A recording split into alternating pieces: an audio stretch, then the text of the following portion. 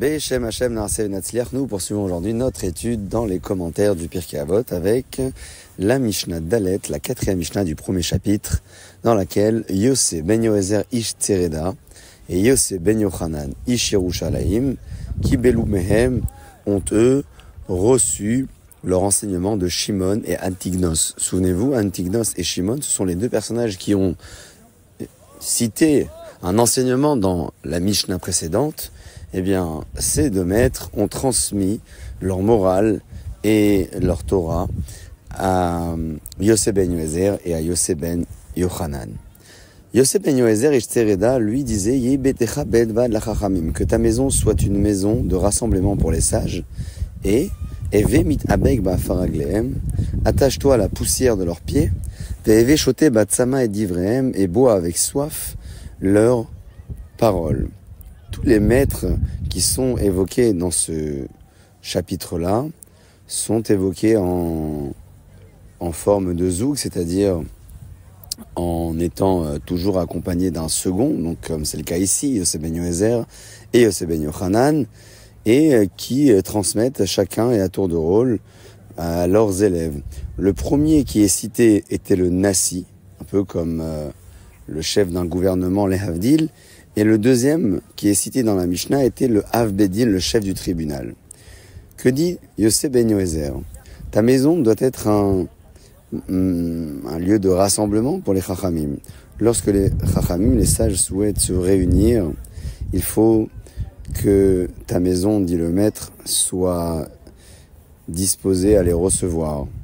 Que l'on dise, nous avons l'habitude de nous rassembler dans la maison de un tel, parce que en ayant le mérite de recevoir les sages dans sa maison, même inconsciemment et sans le vouloir, nous apprendrons de leur comportement et de leur savoir-être.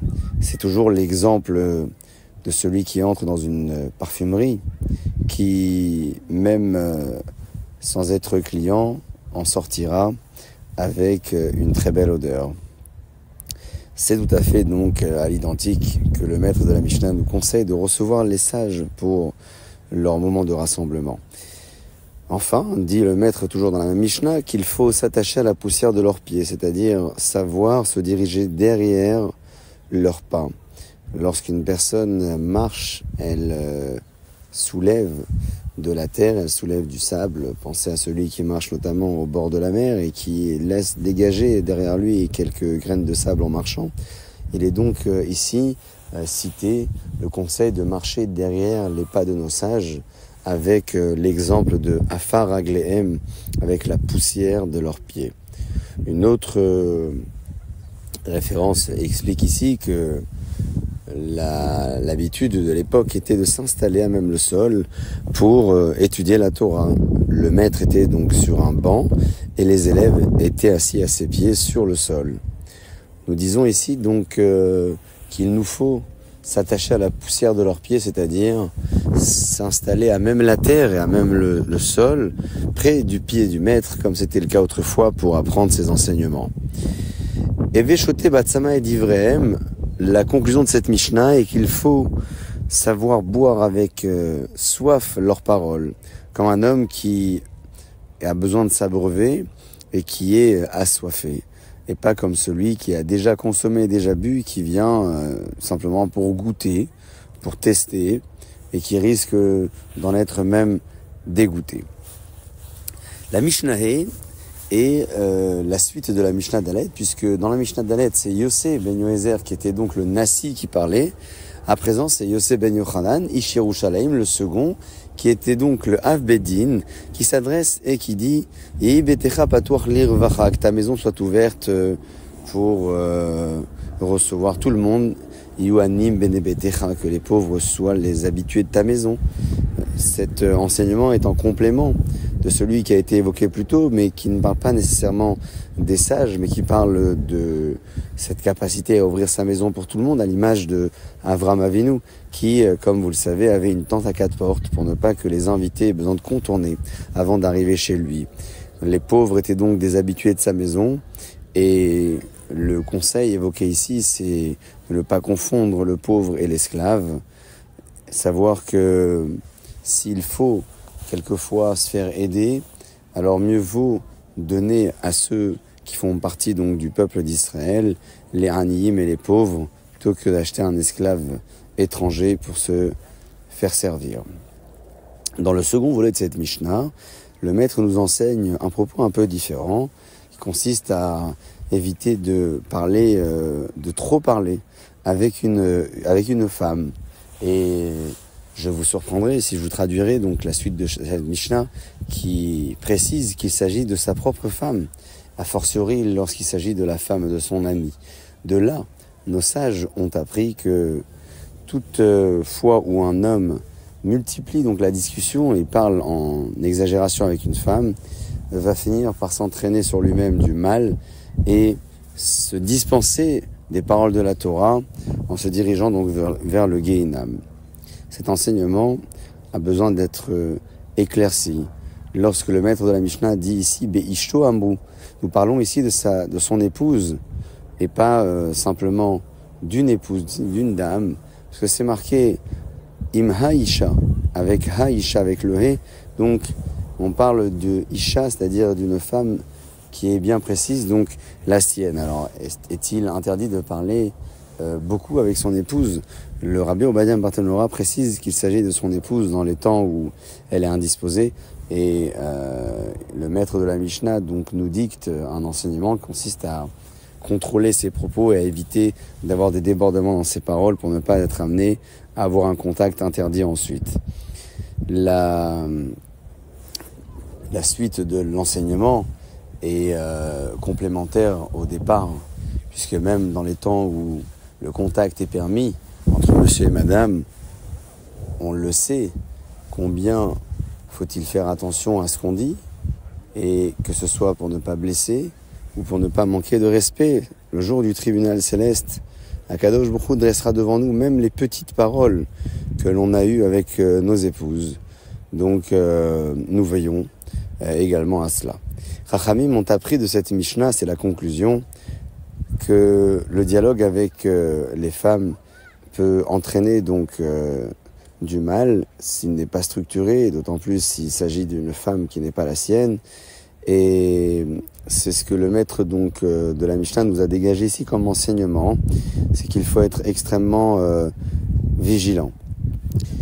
Toujours est-il que lorsqu'une personne raconte à son épouse ce qui a pu lui arriver en journée avec tel ou un tel, elle risque peut-être de l'encourager à entretenir cette dispute, comme Korach qui a raconté à son épouse combien Moshe Rabbeinu s'est occupé donc du balancement des Lévis, mais sa femme, la femme de Korach, a donc animé quelque part cette dispute.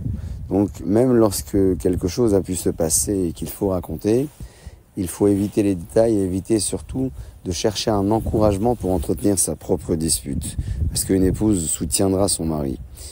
Ou bien, nous pouvons imaginer que lorsqu'il lui raconte que ses amis l'ont méprisé et lui ont fait honte, elle risque elle aussi de le mépriser et de lui faire honte. Ça peut donc lui entraîner Ra'al et Atzmo, du mal pour lui-même, et tout cela l'empêchera d'étudier la Torah et malheureusement se dirigera vers le Gehinam. C'est l'enseignement de ce maître dans la Mishnah. Et la Mishnah Vav, quant à elle, est enseignée par à nouveau deux personnages différents. C'est Yehoshua ben Perachia et Nitan Arabeli. Le premier, le Nassi, le second, le Avbedin, qui ont reçu leur Torah des maîtres évoqués précédemment, Yosef ben Ezer et le second, donc évoqué dans la Mishnah précédente, qui s'appelait Yosef ben Yochanan. Qu'ont-ils enseigné dans cette Mishnah? Le premier, c'est Yehoshua ben Perachia qui nous dit « Aselecha Rav, fais-toi un Rav, un maître, et achète-toi un Chaver, un ami, et apprends à juger tout le monde favorablement. » Que veut dire Aselecha Rav? Le Rambam explique que même s'il s'agit d'une personne qui n'est pas apte à devenir ton Rav, peut-être qu'il faudrait se le considérer comme tel pour avoir une forme de hiérarchie, que l'on puisse considérer que cette personne nous apprenne quelque chose, nous apprenne un enseignement, une direction, une directive, et c'est ce qu'on appelle ici Aselecha Rav. Le Rabbi Obadiah, lui, quant à lui, dit que Aselecha Rav, c'est qu'il faut savoir rendre ce qu'on appelle l'exclusivité également dans le cadre du rabbinat, savoir choisir donc son Rav et pas vivoter et enseigner et apprendre la Torah un jour ici et le lendemain ailleurs. Même si il est bon de diversifier son étude, on parle bien évidemment de choses complètement différentes. C'est comme ça que la Gemara dans Avodah Zarah dit, celui qui apprend la Torah d'un seul Rav ne voit pas de bracha. Ici, dans cette dernière référence, il s'agit de tout le domaine de la sévara, de la logique. C'est bon d'apprendre dans diverses écoles pour aiguiser son idée, aiguiser son analyse. Lorsqu'il s'agit en revanche de la Gemara, c'est-à-dire de la transmission pure de l'étude de la Torah orale d'un seul Rav, elle sera beaucoup plus bénéfique pour ne pas avoir de mauvaises interprétations. Acheter son ami, même s'il faut l'acheter, c'est-à-dire Bédami Mekarim avec de l'argent, et dépenser pour acheter son amitié, il faut le faire. Alors pourquoi acheter l'amitié et pas le Rav? Parce que le Rav doit enseigner la Torah gratuitement, et lorsqu'il est payé pour consacrer du temps qu'il aurait pu consacrer dans une activité. On lui accorde donc un salaire en l'échange de ce temps. C'est la conclusion de la Mishnah qui conclut à présent en disant qu'il faut savoir juger convenablement les caves et routes tout homme lorsque il n'y a pas d'argument qui aille plus d'un côté favorable par rapport au côté défavorable. Alors apprenons que le caves et routes est toujours primordial. Si on ne sait pas si cet homme est tzaddik ou racha, et il a fait des actions qui peuvent être jugées favorablement ou non, on le jugera toujours favorablement, sauf s'il s'agit bien évidemment de quelqu'un qui est considéré par présomption comme un mécréant. Voici donc l'enseignement de ces derniers maîtres. Baruch Adonai Le'olam, Amen ve Amen.